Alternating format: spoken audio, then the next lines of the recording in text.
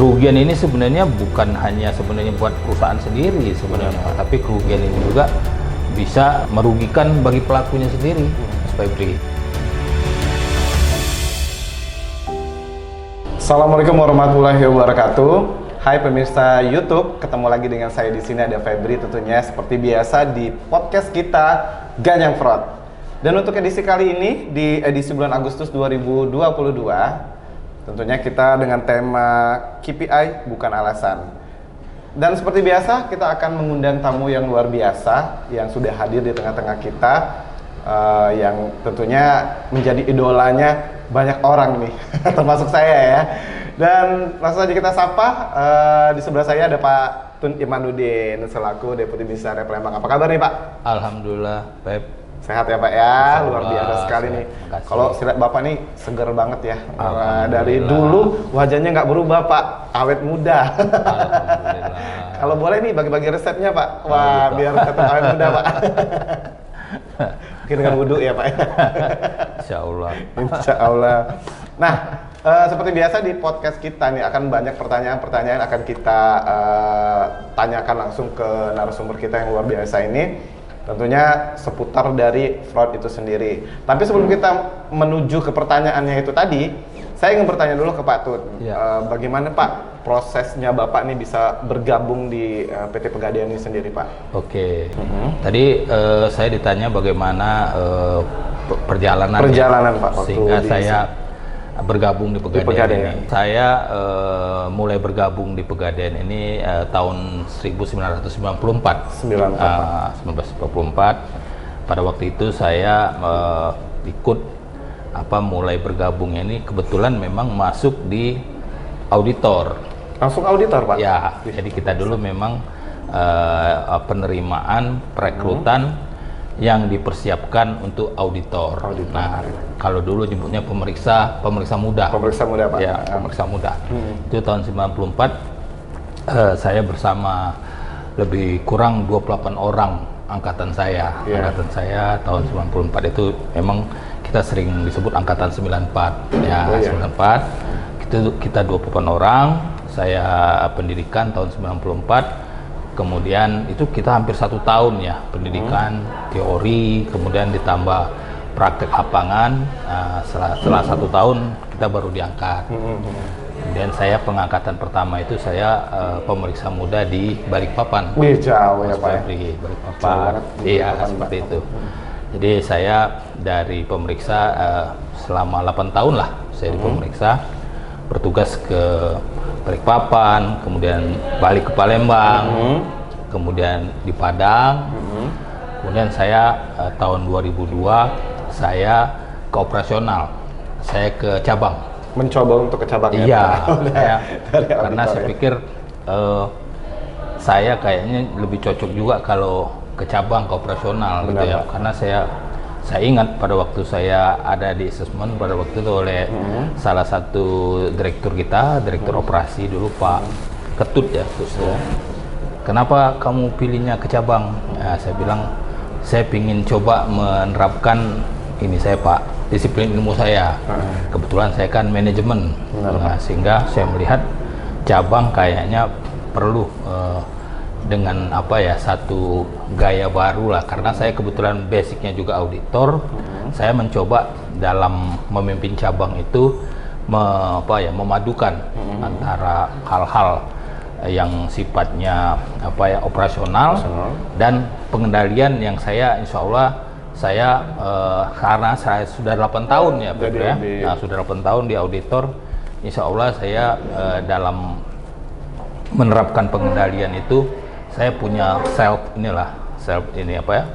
awareness lah dalam rangka untuk mengedepankan operasional sekaligus pengendalian. Mungkin itu Pep. Sampai sekarang Pak ya, Iya. terus berkecimpung dari auditor Pak. Ini luar biasa sekali pengalaman ya. Betul, dari auditor terus ke cabang ya Pak ya. Betul. Terus selanjutnya akhirnya bisa sampai ke Deputi bisnis sekarang Pak ya. Betul, Luar biasa nih. Ya. Saya jujur ya Pak, dari awal masuk tuh lihat Pak Tun tuh udah ngefans banget Pak. Wah, alhamdulillah. Udah ngelihat, saya ingat Bapak itu pernah di bagian bisnis ya Pak ya. Betul, saya manajer bisnis tahun 2012 sampai 2013. Nah, Ya. saya dulu waktu di sana tuh ingat banget ada Pak Tun di situ sampai Iya. pada akhirnya Bapak pindah ya. Betul, betul. Oke. Iya. Dan seperti yang Bapak bilang tadi ya, dari awal Bapak sudah terjun ke dunia auditor. Iya. Berarti udah familiar dengan yang namanya fraud ya Pak ya? Iya, betul. Nah, Insya kalau Allah, menurut insya Allah. Bapak sendiri nih, apa sih pengertian dari fraud itu?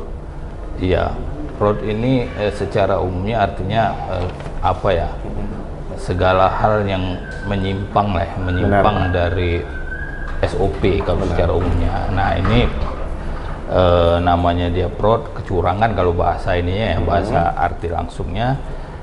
Ini karena tidak sesuai dengan aturan, melanggar SOP, yang pada akhirnya akan menimbulkan kerugian bagi perusahaan. Nah, kerugian ini sebenarnya bukan hanya sebenarnya buat perusahaan sendiri sebenarnya, tapi kerugian ini juga bisa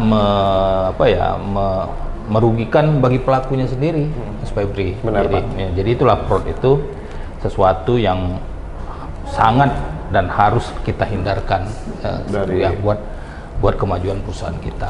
Mungkin itu. Luar biasa ya. Ya. Dan menurut Bapak sendiri nih ya, selama Bapak jadi auditor itu biasanya time atau waktu yang bisa menyebabkan terjadinya fraud itu kira-kira kapan Pak kayak gitu?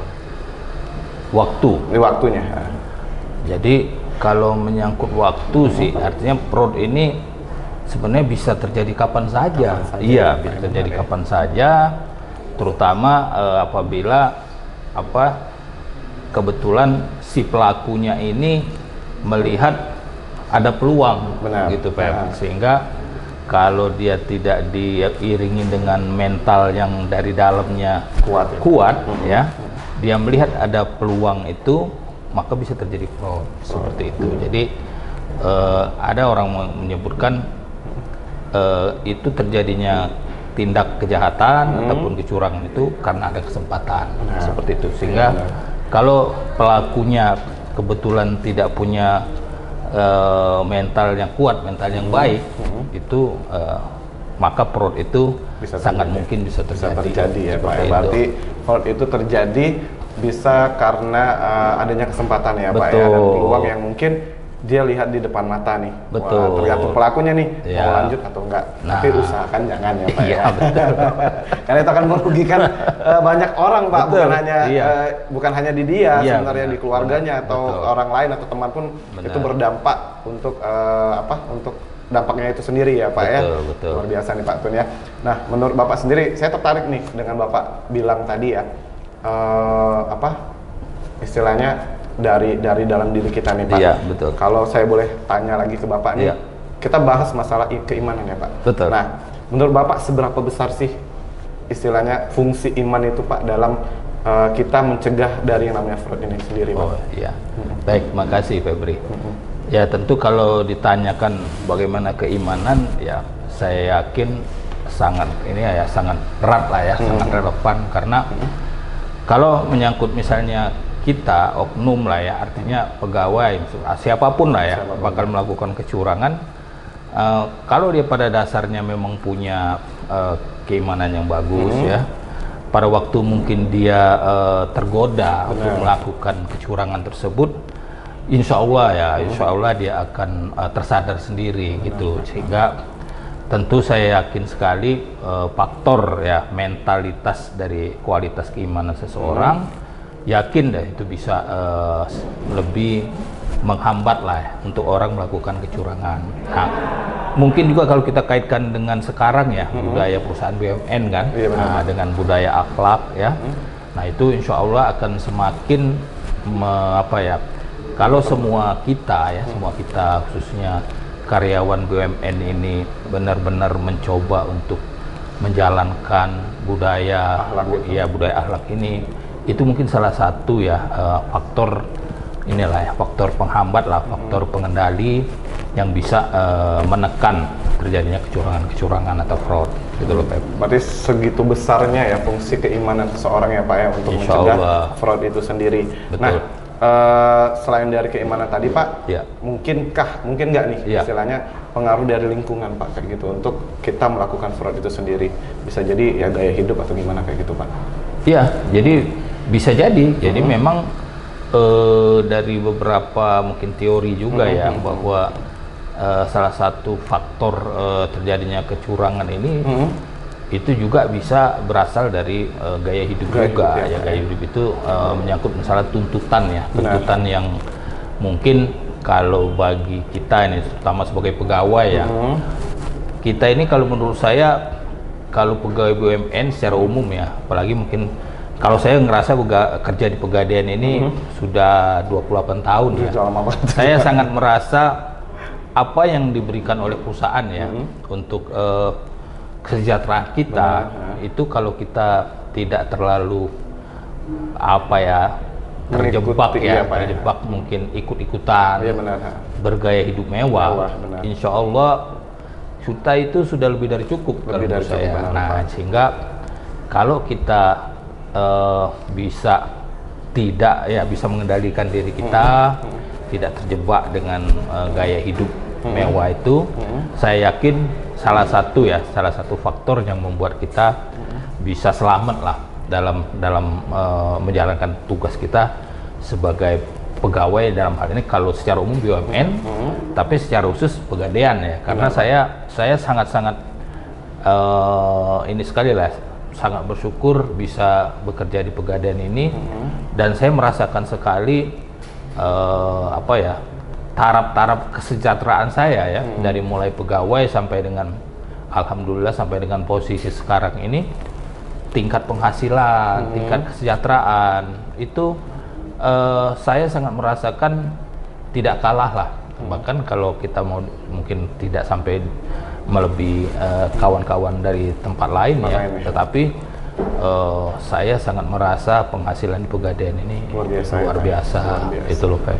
Jadi usahakan untuk rekan-rekan mungkin ya Pak ya yang jangan sampai istilahnya besar pasak daripada tiang Pak. Nah, itu pengeluarannya pendapatannya berapa, terus pengeluarannya malah lebih dari itu ya Pak ya. Betul. Jangan sampai seperti itu, karena itu bisa memancing kita untuk melakukan fraud itu sendiri. Betul. Ya Pak ya. Kan pepatah orang tua juga kalau kita mungkin baru masuk sekolah itu sudah sering ya mendapatkan pepatah besar pasak daripada tiang itu. Bener. Nah, yang pada akhirnya akan membuat kita menjadi banyak tuntutan. Seperti itu. Itu loh Pak. Benar sekali Pak. Nah, selama Bapak kemarin sempat jadi auditor ya Pak ya. Iya. Kayaknya udah khatam banget nih, udah tahu nih istilahnya ciri-ciri dari pelaku fraud itu seperti apa Pak? Iya. Pandangan Bapak sendiri nih ya. Biasanya sih kalau secara umum sih ciri-ciri ciri-ciri yang melakukan fraud itu biasanya orang yang punya kewenangan juga ya. Karena dia punya kewenangan, dia bisa kalau dia tidak kuat ininya bisa menyalahgunakan kewenangan itu kan, seperti itu kan. Kemudian kalau dia pekerja ini kan kadang-kadang kalau dia kan pekerja, kita sebagai pegawai ini kan punya hak untuk cuti misalnya, kita lihat sering pokoknya jarang sekali jarang sekali dia untuk ambil cuti misalnya. Itu mungkin itu karena dia ada hal yang disembunyikannya gitu. Karena dia khawatir seperti itu, dia khawatir untuk ketahuan seperti itu, sehingga mungkin seperti itu. Nah, kemudian tadi salah satunya juga dia bisa juga dari bergaya hidupnya itu ya, gaya hidup kita lihat mungkin orang yang dengan, kalau kita tahu lah ya, kalau apalagi kalau kita di BUMN ini atau kita di Pegadaian ini, orang yang mungkin di grade sekian atau di jabatan sekian, penghasilannya itu kan standar-standar saja kan. Nah, artinya kok dengan penghasilan seperti itu dia bisa bergaya lebih. Nah, gitu ya. Jadi mungkin itu ya, kita bisa melihat salah satu ciri-ciri seperti itu. Terus itu menarik banget nih, pemirsa YouTube ya. Iya. Saya sempat mikir, oh iya benar juga ya, orang yang cuti itu ya Pak ya. Kalau emang sampai dia nggak ambil cuti selama 1 tahun kan, ya namanya kita memang butuh refreshing ya Pak ya. Tapi ternyata kalau memang ada yang seperti itu, bisa jadi ada indikasi ke sana ya Pak. Bisa jadi. Hanya indikasi ya Pak ya, benar. Walaupun nggak bisa ini juga, artinya bisa jadi memang dia punya yang ini gairah kerja yang tinggi ya Pak ya. Tetapi beberapa beberapa kejadian misalnya yang terungkap, salah satunya seperti itu. Salah satunya. Benar ya Pak ya. Ya. Nah ini menurut Bapak sendiri ya, selama Bapak menjadi auditor atau juga menjadi pemimpin cabang atau deputi ya Pak ya. Selama ini pelaku fraud itu sebagian besar Pak, sebagian besar itu apakah dibantu sama orang lain Pak? Iya, bisa, artinya namanya pelaku kejahatan apa fraud itu ya bisa juga, artinya dia misalnya bekerja sama ya, bisa juga bekerja sama pelaku itu. Jadi tapi banyak juga mereka yang cenderung sendiri gitu, cenderung sendiri, artinya mereka melakukan itu memanfaatkan kalau di sistem ya, di sistem mereka misalnya dia ada misalnya harusnya di sistem itu ada filter ya, ada filter. Mungkin kalau kita kayak di Pegadaian ini, misalnya di outlet ya, di outlet itu masing-masing fungsi ya, misalnya fungsi pengelola, fungsi penaksir, fungsi kasir, itu kan punya user-usernya sendiri ya Pak. Nah gitu. Nah kadang-kadang itu karena sering apa ya, sharing password ya dalam kondisi sekarang, sharing password. Pengelola yang tadi mungkin salah satu indikator siapa yang punya jabatan lebih tinggi, kadang-kadang dia memanfaatkan itu. Nah sementara misalnya mitranya kasir yang mungkin masih di bawah dia ininya ya, sekali-sekali pengelolanya misalnya memanfaatkan usernya itu. Nah itu yang bisa kadang-kadang beberapa kejadian di outlet ya, khususnya di outlet itu yang lebih tinggi memanfaatkan user dari yang lebih rendah. Ya, itu bisa sendiri, jadi tanpa pengetahuan dari bawahannya itu tadi. Sendiri ya. Oke. Itu loh. Berarti secara tak langsung dia melibatkan orang lain di sini ya, betul, Pak, ya? Betul. Untuk bisa mencapai misinya tadi. Ya biasanya pada waktu itu terungkap, meskipun tadi misalnya mitranya tadi ya, dia tidak terlibat langsung, dia tetap dianggap terlibat gitu loh, karena memberikan betul tadi ya, karena itu seharusnya tidak terjadi, karena itu sudah di sistem pengendalian, itu bagian dari sistem pengendaliannya. Mengapa itu ada masing-masing punya user? Itu dalam rangka untuk mengendalikan, untuk mengantisipasi kejadian itu. Fraud itu sendiri ya Pak ya. Betul. Oke. Jadi apapun ya yang berhubungan dengan password ya Pak ya, usahakan jangan sampai orang lain tahu. Betul. Baik itu handphone atau pin apa istilahnya ATM atau juga pin PDS Pak, bukan dari kita servis. Nanti tiba-tiba ada yang transfer tabungan emas ke tabungan saya, nggak apa-apa sih. Kalau ada mau kasih ya. Oke. Nah Pak, berkaitan dengan pekerjaan mungkin ya Pak ya. Selama ini kan udah sering banget kita mendengarkan istilah KPI Pak. Betul. Nah jadi untuk KPI ini sendiri Pak ya, apakah penting Pak untuk dicapai Pak? Oh iya, kalau KPI itu sebenarnya penting untuk dicapai, karena KPI itu kan menjadi salah satu alat ukur ya, bagaimana kita baik secara individu maupun secara unit kerja itu kita punya ukuran yang jelas gitu loh, untuk menjadi satu dasar atau patokan seberapa besar sih kinerja kita pada satu periode ini ya, periode operasional ya kan itu. Jadi KPI itu memang penting ya, seperti itu.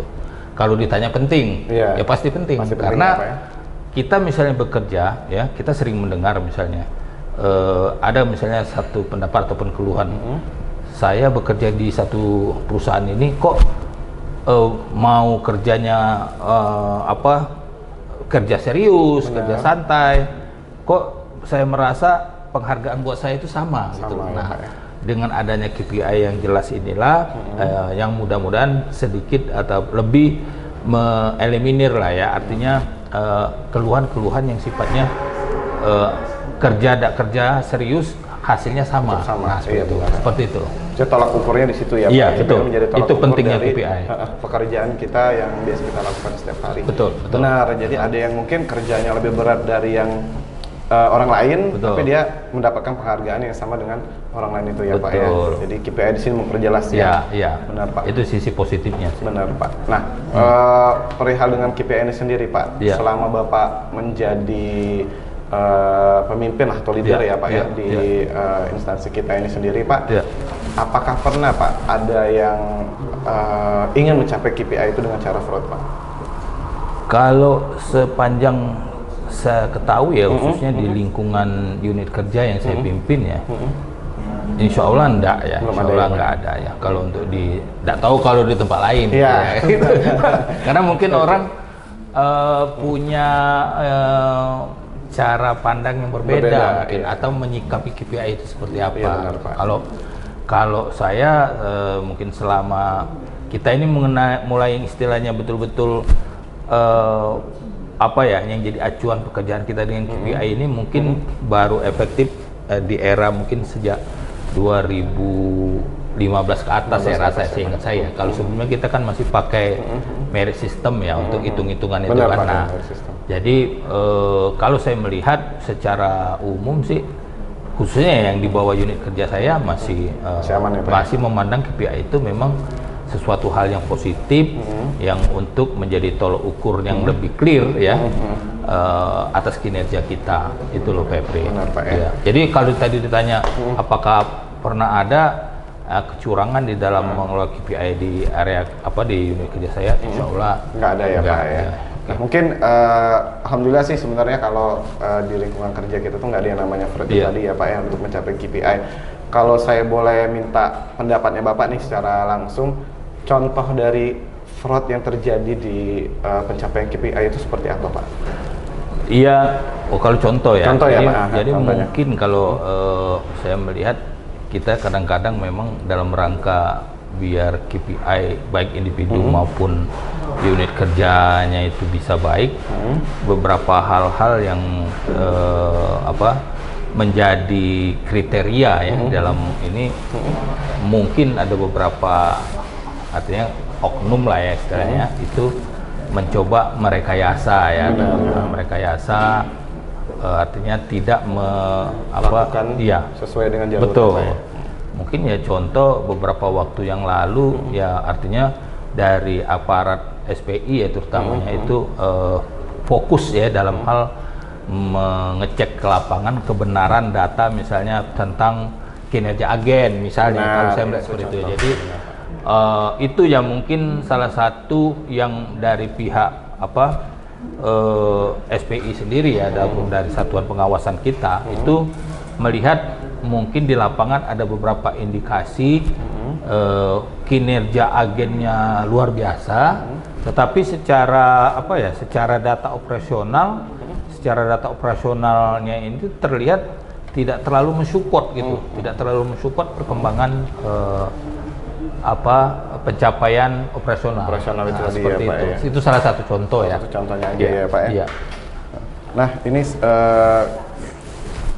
yang mungkin diharapkan Pak, seluruh pemirsa YouTube yang lagi nonton sekarang Pak, kira-kira agar tidak terjadi fraud itu sendiri Pak. Untuk agar tidak terjadi fraud lah, mungkin di lingkungan kerja atau juga di lingkungan keluarga atau juga mungkin di lingkungan teman, karena kadang kayaknya teman pun ada yang fraud ya Pak. Mungkin ya, kita suruh jajan ini sekian nih, kayak tiba-tiba baliknya nggak sesuai dengan saya titip rokok dulu ya gitu. Soalnya nggak balik. Iya benar Pak, kembaliannya nggak ada kayak gitu ya. Oke, mungkin tips lah dari Bapak biar nggak terjadi namanya fraud itu sendiri Pak. Gitu ya. Jadi orang tua nih saya.